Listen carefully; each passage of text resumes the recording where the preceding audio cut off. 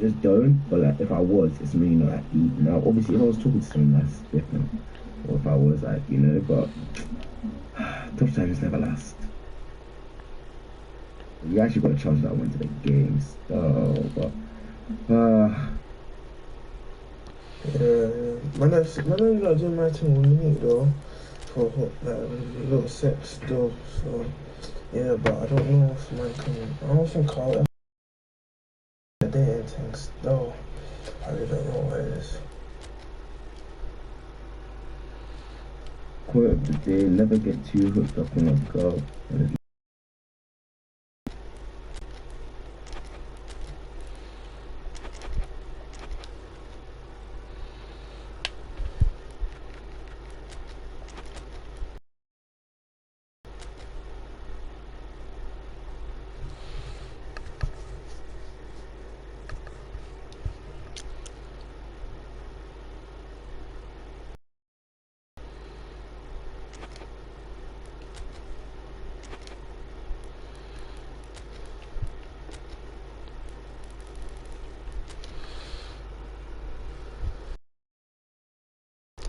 Hello.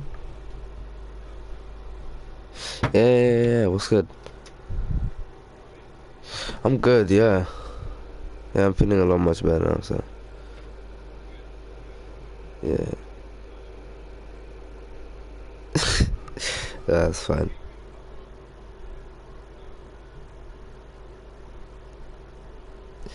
That's fine. It's fine. Yeah. College is good. Yeah. I was pretty set on like doing apprenticeships and stuff, and kind of going into like only Othniel's field of work. I still want to go into that field, but now I've given different universities a chance and open days. My mum and my school were pushing for like give everything a chance before you make a decision, and you don't look at all the all the options. So so I went around and looked at some open days, and it's shaking up some stuff. But I haven't even got a personal statement, and it's like closes in 2 weeks, so I need to start writing it. But yeah,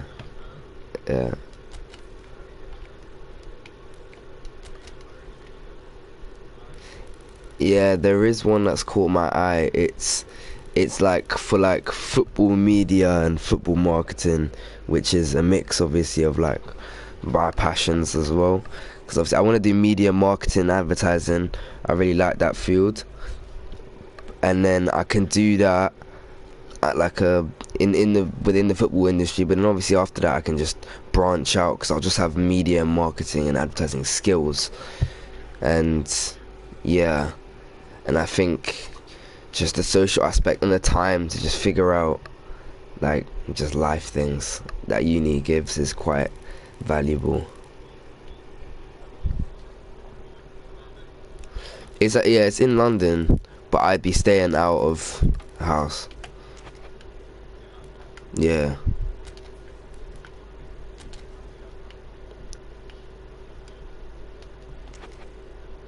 yeah. That's what I'm saying. Small things that you wouldn't think are big, but like they're quite, they're quite important.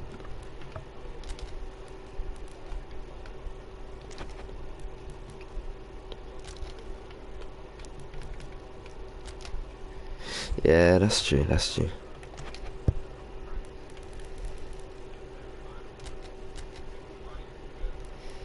Mm.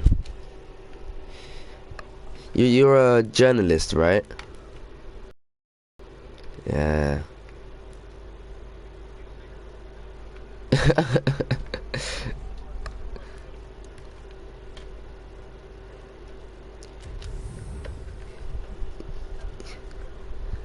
Yeah, my friend actually, what do you call it, like, was the one who said, come to this uni here, because he wants to do football journalism.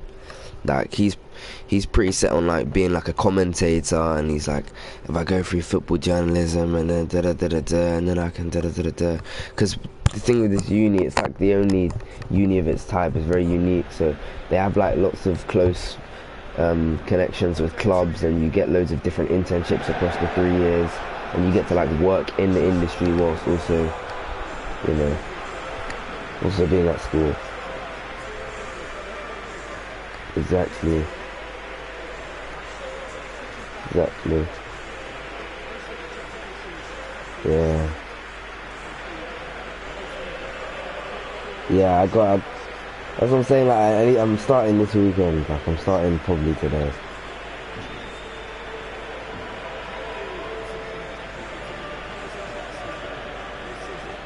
Yeah.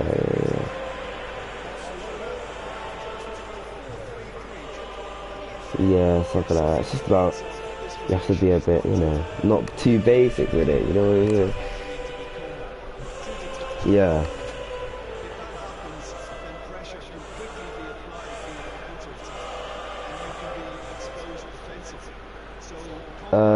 It's a media college in Hayes. It's called Global Academy.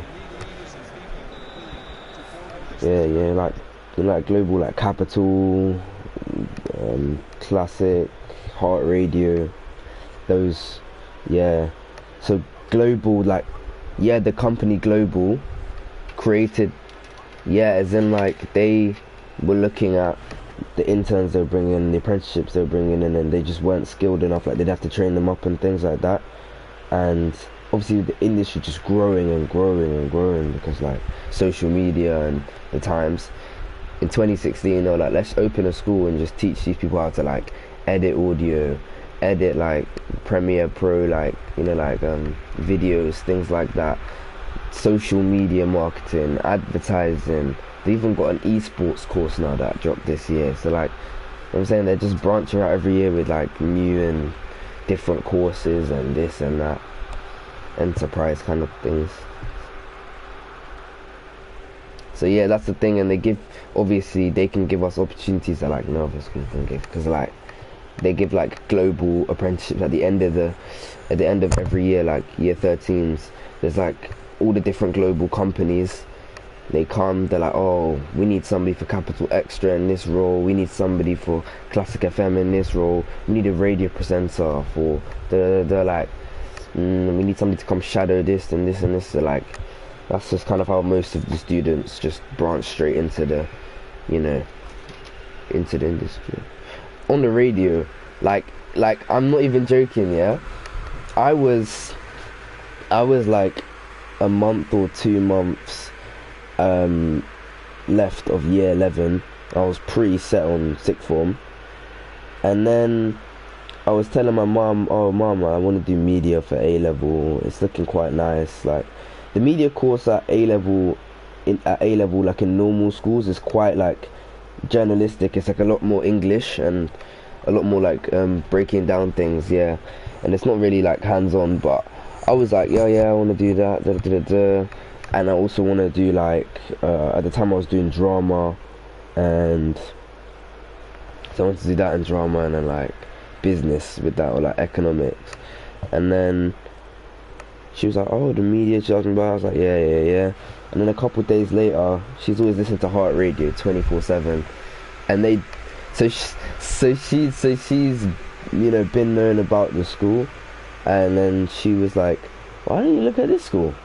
And I looked at it, and I looked on the website, and I was like, wow, like it blew me away. Like it looks really like clean, up to date, like the freedom they give to the students, the support they give. I was just looking at some of the alumni, and like they were talking, they did convince me. They did a very good job of like marketing the school. So when I went to the open day, and I was sold.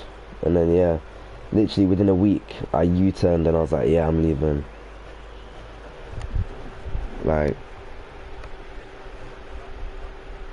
that's what I'm saying. Yeah, my mum sent it my way, so thank God, because this school is actually perfect for what I've been willing to do. So is it?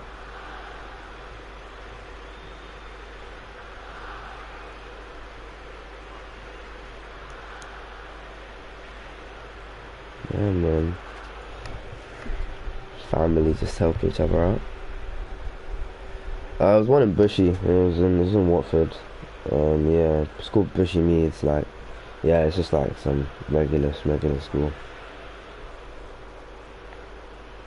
It used to be better than it was. It used to be. Yeah, my mom didn't like any of the schools in Stanmore. She was like that.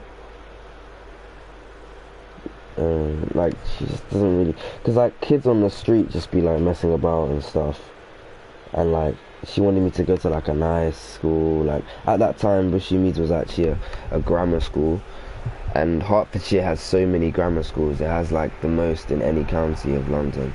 I mean, it's technically a little bit out of London, but you know, like it has like eight grammar schools, and they're all within like, you know, like 5 mile radius. So it's like, yeah, she sent me there. I did it, yeah, what for boys, what for girls. They got Queens, they got like what's it called, Richmond. They got loads of different schools and stuff. And then so she sent me to do the 11 plus. I trained so hard for that. I did very well, but then yeah, I did the 11 plus because we were set on into getting into Watford Boys. She was like, I want you to go to Watford Boys, it's the best one, boys school will be in for you. So then we were set on going there. I did the 11 plus. I performed very well because I had like tutors and stuff. Like I was like on it. And then we got to the open day and realised we were outside the attachment area, and that was like heartbreak. And then we went to Queens, we were outside the attachment area.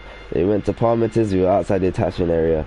So we realised, yeah, we just kind of messed this up. But Bushy Meads didn't have an attachment area at the time, and so yeah, it's like you literally have to be like top 30 performing students for them to give you a slot if you're not in the attachment area, because because all of the schools around it, they could not even do the 11 plus, right? They could like, you know, just be like regular students, and obviously they get priority because a lot of them have like sister schools and brother schools of like the primary schools. And I went to a primary school in Stanmore, so it was like, you know, like a 30-minute drive to where my school was, and bus wise to get to school it's like an hour and a half. So yeah.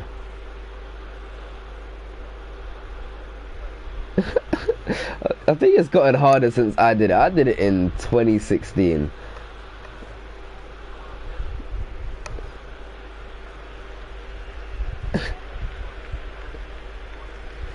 Yeah, because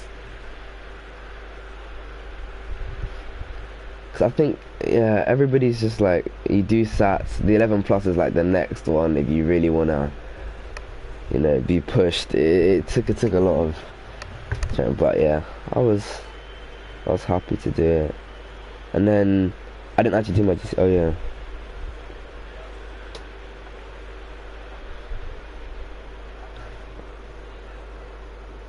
Oh yeah, as I said, I didn't actually do my GCSEs. No, I was the COVID year, the second year. I got predicted. Yeah.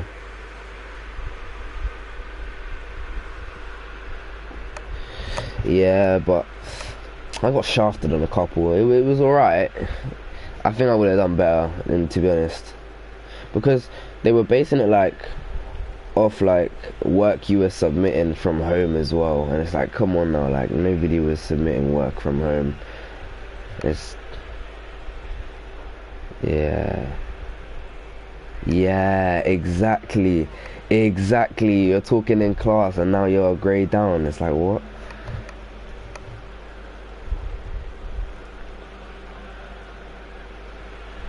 Yeah, too much power in the teacher's hands, but yes, absolutely.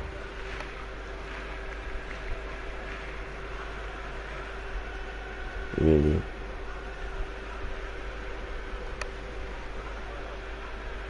Yeah.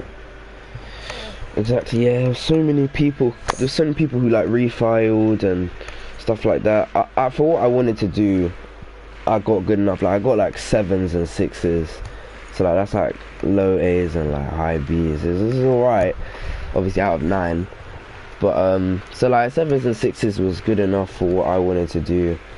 I wasn't trying to go to Cambridge or nothing, otherwise I would have been a bit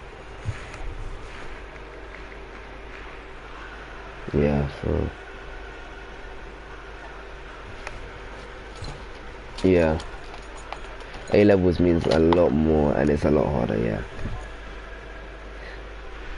People say that, you know, A levels, people actually say A levels is the hardest part of your education.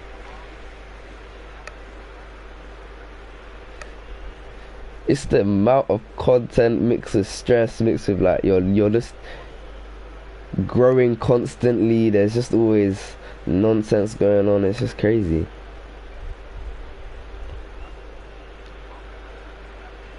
Oh yeah, it's actually crazy.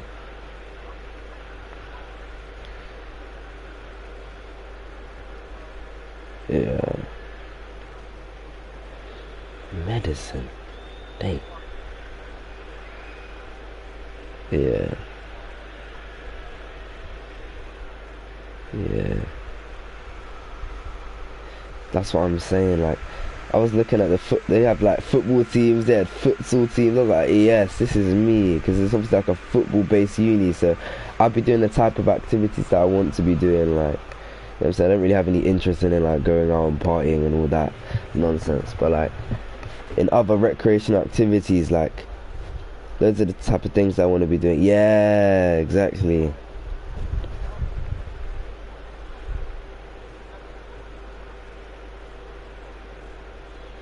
Yeah, you just failed.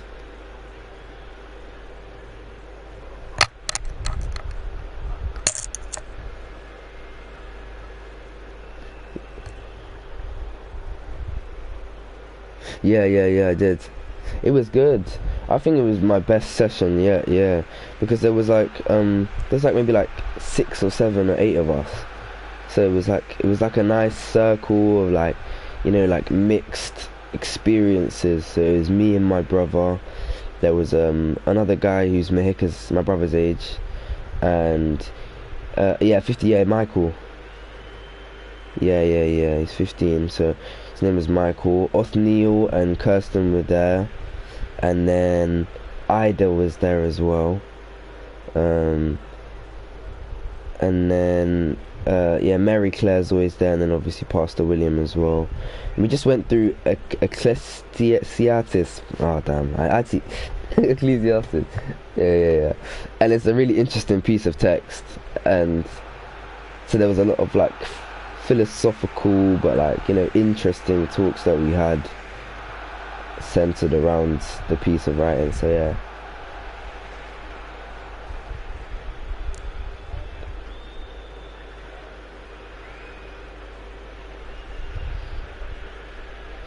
Yeah. But yeah, come along whenever you can, innit?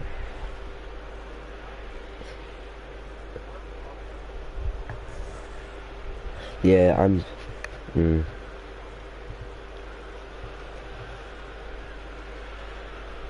yeah, that's fair enough.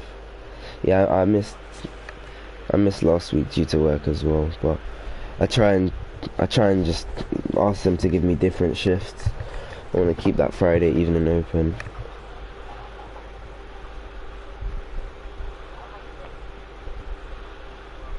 Yeah,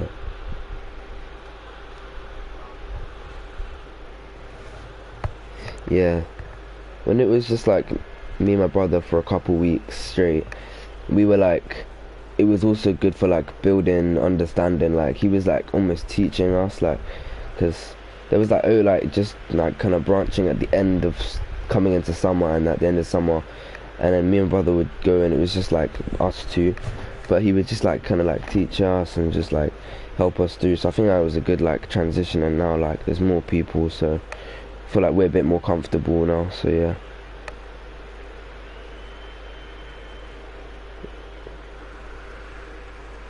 Yeah.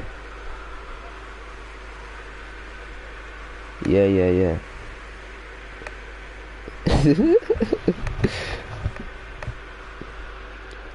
Okay.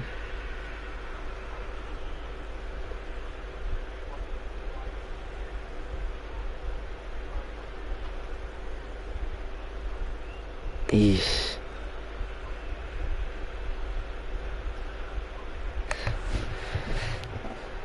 Okay. You know, 6-4 is revivable. 6-4 is revivable. What was it? 7-a-side or 5-a-side? Oh, okay.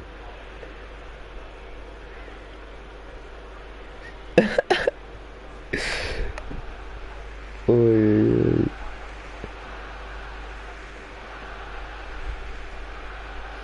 yeah, he used to play like semi-professionally. He was talking about it.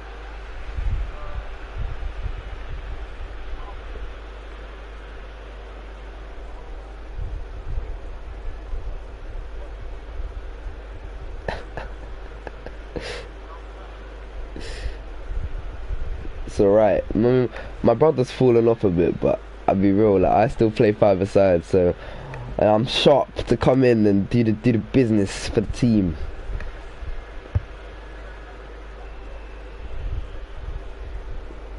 Yeah, yeah,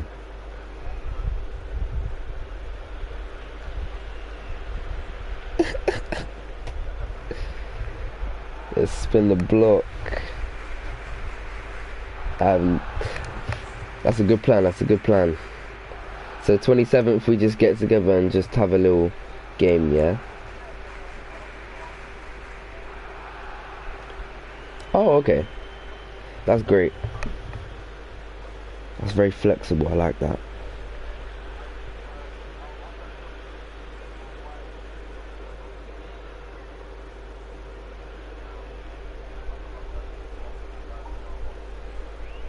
Oh yeah.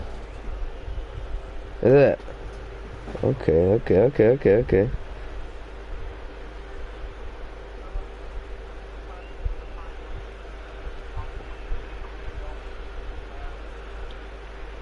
Yeah, that sounds like it would be a good, yeah, good time. Yeah, I like that. Yeah, I like. Yeah, that's what I was saying. That I like that it's after church. That's really flexible for me. I can easily ask my manager. Yeah, if it was gonna be a Saturday, I'd have to like pre-book it because Saturday's our busiest day by far, and they need me. But because it's Sunday, and sometimes I don't even work on Sundays. I mean, like my manager knows I have church, so I don't really want to work on a Sunday. But like if he's like needs me, I'm there, innit? So I'll just be like, I've got this and this and this, I can't make it, and he'll be like, fine.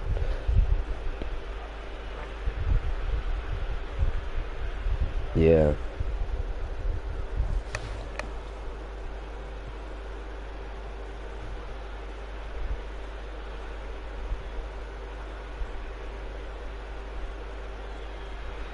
Yeah. Yeah, that sounds great, man.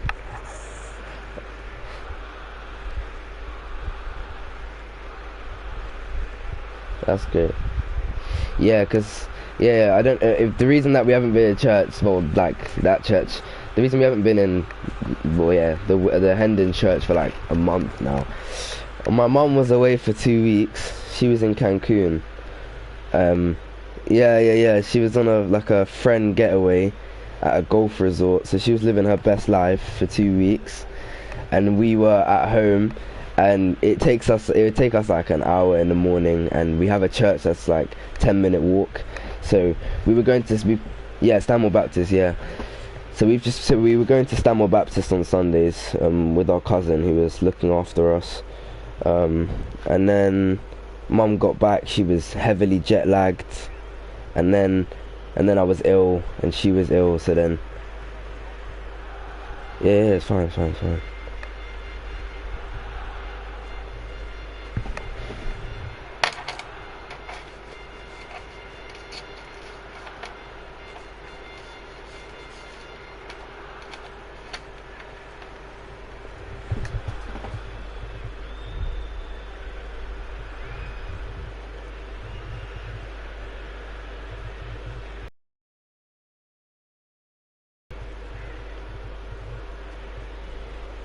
Yo, yo.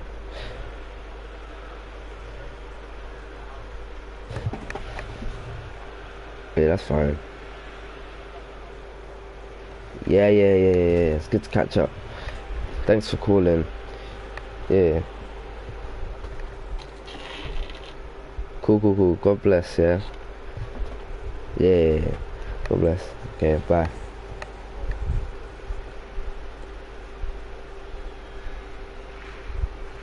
30-minute break. Nice. Chill.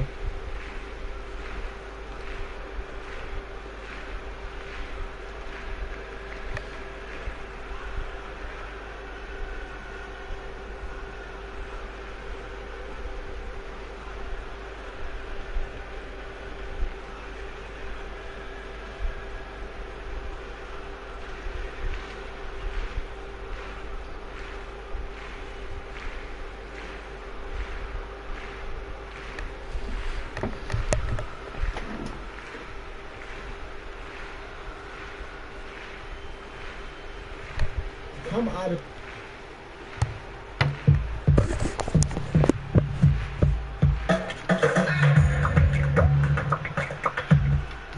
of some sense of like identity of who they are. So by that logic, because you're not Asian, you're not white, that means that you can't use the English language. Is that what I mean? Also, like, does that what you saying right now? Does it also mean that because you're in the same class as a person who created a word, that you have the right to use it while others don't? Can't you just argue that the person who created it should be the one who decides who can and can't use it? In which case, I don't know who she is and what she's created, but I guarantee it's probably none of the words we see at the beginning of this video. It's like you're trying to. Can we stop acting like every black person has the same fucking experience, bro? The trauma in which you speak about does not happen for every black person. There's plenty of black people in America who grew around privilege. It does not then mean that their trauma and experience is the same as yours. Some people's experiences in life is much more associated to the socioeconomic environment that they grew up in, not because of the race of their skin. You know what's funny? If this was like a white person singing a slave song, I would kind of understand, like, alright, now. But those are songs that are directly connected to. Yeah. We're talking about the slang, the and so people don't know. AAVE just means African American vocabulary English. I don't know. It's just vernacular that people in America just use. That's all it is. It's slang. It doesn't account for slang you might have picked up from other cultures or other regions of the world.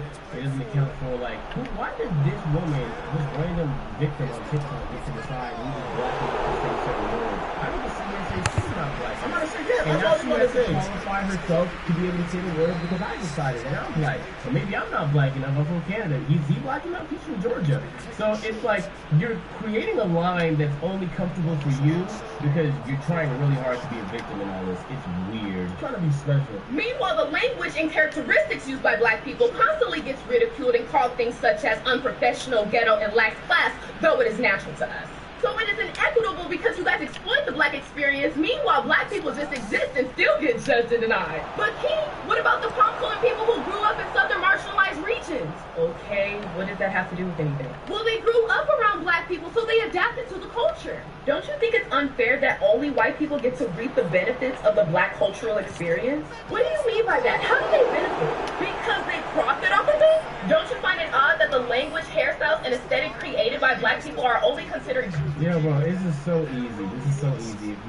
It's so funny how everyone's all about black this and black that, but when you get your nails done, you go to the Asian spot. When you need your car details, you go to the Mexican spot. When you need some items for your fucking whatever, you go to the check. Bro, at no point do you just stop and support the black businesses. There's so much propaganda about people pretending to support black businesses. I don't see it, bro. And if that's the life you want to live, then just buy black stuff. Or like black people, support black unfortunately, like big things. Just support black things. And stop making a big issue out of shit that's not an issue. When people say shit like this, it just makes you look dumb. And then every other point you make after, no matter how much merit it might have, now people just think you're a dumb person, so they're not going to take it seriously. Because you're a person that can't be taken seriously. This is an opinion that no reasonable person would take seriously. You're trying to be a victim, bro. Cut the shit out. And not only that, the words in which y'all are identifying as AAVE are just not professional words at all. Like, I'm not going to go into a professional establishment and say sis, regardless of the race of the person behind the desk. I'm not about to say thinner. I'm not going to sit here. That is vernacular. Nah, dead ass. Though. I'm dead ass. I really want this job. Yo, dead ass. Fam. Why stop at black though? If you're not from New York, don't say dead ass. Yeah, dead ass. If you're not from certain regions that actually establish this, why are y'all saying? If you're not from the South, don't say y'all. Just let's keep going. Why stop at black being the restriction? Because we all know for a fact people in the South have different experiences from people in the North. Let's keep going. And people have different experience from the North than they have out West. So what does it matter? Everybody don't have the same experience. So by your logic, it should be even region locked. It should be region and race locked. Like what are we talking about, bro? And also more importantly, it kills me how y'all sit here and just want vindication and validation from white people here. Y'all swear up and down. Y'all swear up and down. Y'all so concerned about what white people care about y'all. Who cares? Who cares? Who cares if the way that you speak out somewhere else is not accepted by white people? Who cares, bro? But again, you talking about us being judged for it. Yeah, you probably won't be judged for speaking in slang in a professional setting because it's a professional setting. It doesn't matter if the person across from me is also black. I'm not gonna sit there and speak broken English. What the fuck are we talking about? Ghetto until a white person does it, then it's trendy and cool. Like in 2015 when Marc Jacobs reinvented the Bantu knot and then tried to call it the Jacob knot. Okay, well, or when Hailey Bieber tried to come out with that lip combo, even though blacks and Latinas have been doing it for years. Okay, or the worst of them all, period Brits. Who the hell is that? Period. Okay. I get it. You see, But literally, again, I don't think you get it. Literally, a lot of those people that y'all are talking about, not only do black people associate with them like their popularity, but also y'all still correct them when they are out of line. So all you have to do is just correct them. But if you, I'm very serious, if you as a black person somehow was envious or you just sitting like, oh man, she got famous because she said period. Like I don't know why the fuck. I personally as a black person, I just laugh at them. I do not want to be known for something period. I don't want to. What are we doing? Like the fact that's what you want. That's what you're fighting for. That's what you want to be known for. You're black, you will be known that way. Only white people actually get to experience the black experience without actually, how do you say this? experiencing it. Because it's all fun and games until you read that somebody on the news got in the back 60 times. Bro, you gotta go outside. You gotta start looking like. I said yes. The fact that you're correlating saying cis and period to somebody losing their life and you, come on, what are we doing right now? Breaking it down, AAVE stands for African American Vernacular English. It is a specific dialect of English that can be traced all the way back to 1734 on slavery plantations in the South. And if you just... What the fuck? What are we doing? Oh my god, I hate this. Bro, I hate everything. What are we doing? Why is this bored? I just want to hear some of the words he might actually... AAVE is deemed a lazy language or a black language or something that is incomprehensible to white people. When in fact, people who use it, the black community, we have been oppressed, belittled, made fun of, discriminated, and dehumanized just for using it, for speaking with our community. And if anything, we're not looking to monetize it, we're looking to connect with our community by using it. And when you start to look at the fact that a lot of people are discriminated against in the school system because of their use of AAVE, when you acknowledge the school to prison pipeline, you quickly see how corroding that. I ain't gonna lie, yeah. But what's funny to me is that some of the words that y'all even with your claim derives back to slavery. Riz made it 5 years ago. A guy in Boston made that shit 6 years ago. What are you talking? You telling? I wish those people called you. You ask like, yo man, Riz, man, how deep back in your hair did you come up with that one, bro? Did your great grandfather come up with that? How far did you come up with that? Y'all niggas be trying to be so fucking woke. Y'all don't. What's crazy is y'all try to act so woke and y'all don't even participate in creating culture. That's the crazy part. Just because you black doesn't mean you participate in creating the culture and what you trying to protect with your dear life. You also just benefit from it, and then after benefiting from it, you tell the people what they can and can't do. You don't create either, nigga. Getting tired of y'all bitch ass niggas sitting here getting in front of a camera, acting like y'all create something, and y'all don't actually create a fucking thing. But y'all also want to bring the benefits from it. Man, get the fuck out of here, man. Yeah. It's awesome. Yeah, it is. I noticed. Y'all finna have me go Spill the tea around here. Yeah.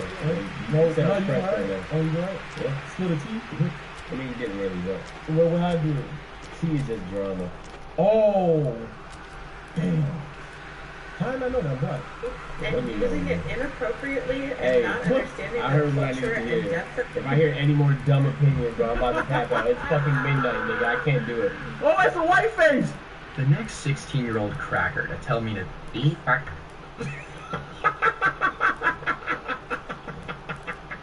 Hey, you rapping me up. Hey, man. Hey, all my white people, use as many AAV words in the comment section below, man. All my Asians out there, use as many of them in the comment section below, man. Until next time, we'll see you all later, man. Peace.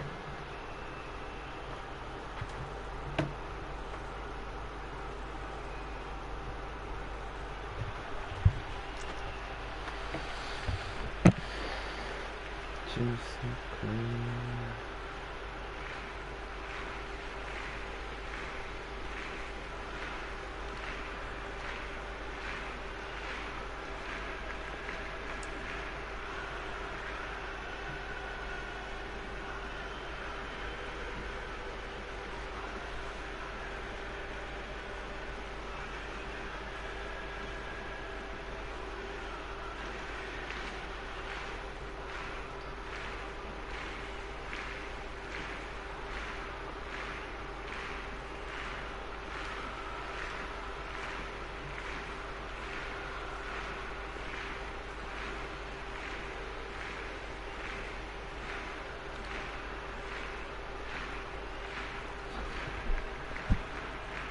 Creepiest thing just happened to me. There's this app. It's called Wonder AI Art Generator. Download it on the App Store if you want to do.